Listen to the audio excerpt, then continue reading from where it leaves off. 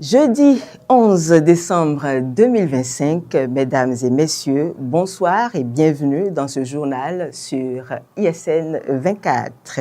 Campagne médiatique pour les élections du 11 janvier 2026. Les partis politiques connaissent désormais l'ordre de leur passage dans les médias. La haute autorité de l'audiovisuel et de la communication AC du Bénin, conformément au calendrier électoral, a organisé ce mercredi 10 décembre 2025 un tirage au sort afin de permettre aux partis politiques d'être fixés sur l'ordre de passage dans les médias. Ainsi, en présence du président Édouard Loko et de l'ensemble des conseillers de la HAC, les représentants des partis politiques officiellement en lice ont procédé à un tirage au sort en toute impartialité et transparence. Et voici donc l'ordre de passage des partis politiques pour les législatives de 2026. En première partie, nous avons Fosse Cori pour un Bénin émergent FCBE, Union progressiste, le renouveau UPR, Mouvement des élites engagées pour l'émancipation du Bénin, Mouel Bénin, les démocrates et en dernière position, le bloc républicain. Et pour les élections communales, le tirage au sort a donné le classement suivant. Bloc républicain en première position, Fosse Cori pour un Bénin émergent FCBE en deuxième position et Union progressiste, le renouveau UPR en troisième position. Ce tirage au sort, salué par les représentants des formations politiques, constitue une étape décisive dans l'assurance d'une campagne médiatique transparente et conforme aux normes démocratiques. Économie à présent. La CEDEAO prend des mesures pour la baisse du coût des billets d'avion dans son espace dès le 1er janvier 2026. Les prix de billets pour les voyages aériens dans l'espace communautaire devraient connaître une réduction. C'est l'annonce faite par l'institution sous-régionale ce mercredi 10 décembre 2025 à travers un communiqué publié sur sa page Facebook. Cette décision, selon la CEDEAO, répond à des préoccupations concernant le coût élevé du transport aérien.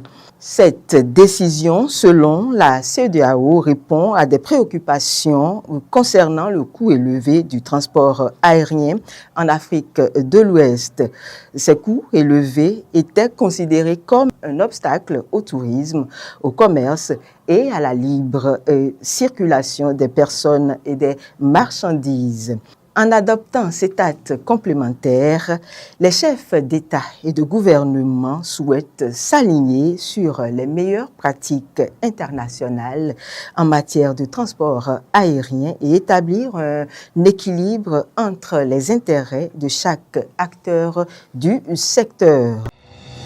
Toujours économie, cette fois-ci au Bénin.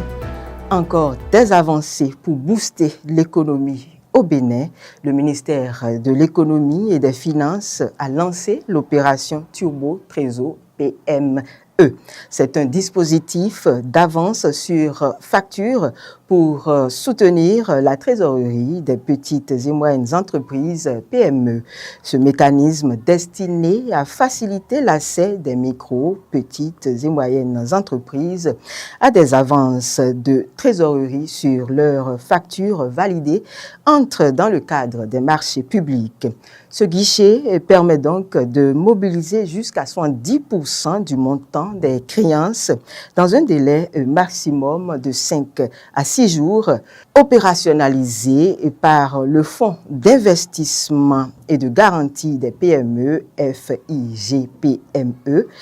L'institution publique chargée avec la Poste du Bénin offre une procédure simple, rapide et sécurisée. Les entreprises éligibles doivent présenter un contrat ou un bon de commande enregistré, une preuve d'exécution et une facture validée par l'administration concernée. Et ce dispositif s'inscrit dans la volonté du gouvernement d'améliorer le climat des affaires, de réduire les tensions de trésorerie des PME et de renforcer leur capacité à honorer leurs engagements et investir et de répondre également et efficacement. Rappelons que Turbo Trésor PME est opérationnel depuis le 8 décembre 2025.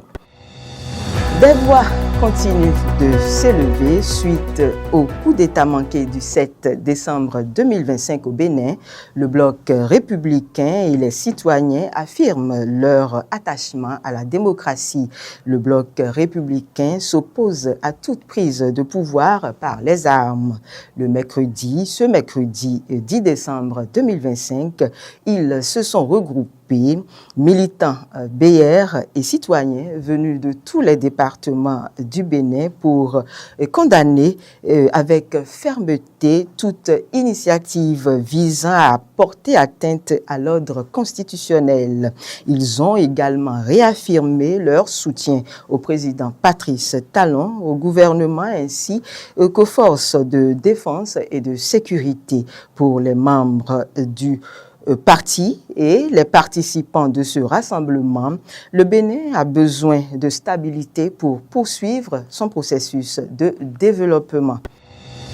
Page culture à présent, le koftan marocain reconnu patrimoine immatériel mondial à l'UNESCO. Ce savoir-faire ancestral à l'honneur a été inscrit ce mercredi 10 décembre 2025 sur la liste du patrimoine culturel immatériel de l'humanité de l'UNESCO.